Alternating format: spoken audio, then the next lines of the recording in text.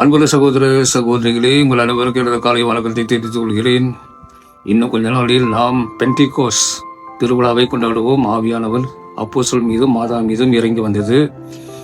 ஆகிய இந்த பெண்டிகோஸை பற்றி பேசும்போது நாம் தவிர்க்க முடியாத ஒரு சம்பவம் பழைய ஏற்பாடுல நடந்திருக்கு. 11வது அதிகாரத்தில் ஆதி ஆகமத்தில் பேபல் என்ற கோபுரம் கதை பற்றி. இந்த பேபல் கோபுரமும் பெண்டிகோஸ்க்கும் ரொம்ப சம்பந்தம் இருக்கு. இந்த பேபல் கோபுரம் மக்கள் எல்லாரும் ஒரே மொழி பேசினாங்க. ஆகவே வான் உயர ஒரு கோபுரம் கட்ட வேண்டும், நாம் யார் என்று காட்ட வேண்டும், இறைவனை தொடும் அளவுக்கு ஒரு கோபுரம் கட்டி நாம் யார் என்று காட்ட வேண்டும். அப்ப பெருமை, அகங்காரம் இதெல்லாம் இருந்துச்சு. கடைசியில் கடவுள் ஃபூனு ஊதி எல்லாம் அடிச்சிட்டாரு. ஏன்னா மொழியை கலைச்சிட்டாரு. அப்போ எல்லாம் பேச முடியாமல் போச்சு, கட்ட முடியாமல் போச்சு. ஆனால் பெண்டிகோஸ் அப்போ ஆவியானவர் இறங்கி வந்த பிறகு அப்போஸ்தலர்கள் பேசினாங்க. அப்போஸ்தலர்கள் யூதர் மொழியில் பேசினாங்க. அங்கே கூடியிருந்த மக்கள்லாம் வேறு வேறு நாட்டிலேருந்து வந்திருந்தாங்க.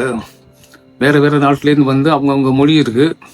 அப்போ அப்போஸ்தலர் பேசுனது அவங்கவுங்க மொழியில புரிஞ்சுக்கிட்டாங்க, என்ன பேசுறாங்க தெரிஞ்சுக்கிட்டாங்க.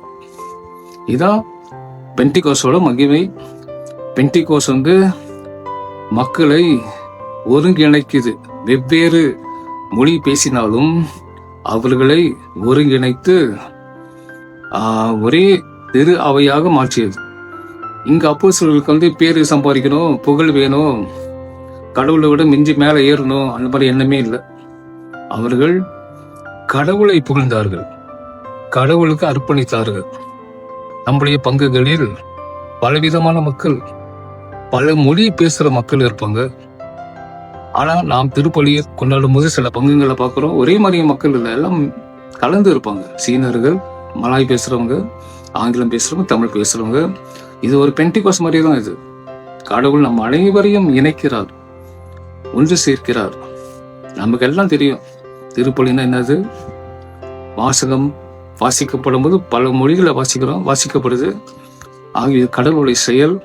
ஆகவே நாமும் இதை உணர்ந்து கடவுளுக்கு நம்மை அர்ப்பணித்து கடவுளோடு ஒன்று சேருவோம்.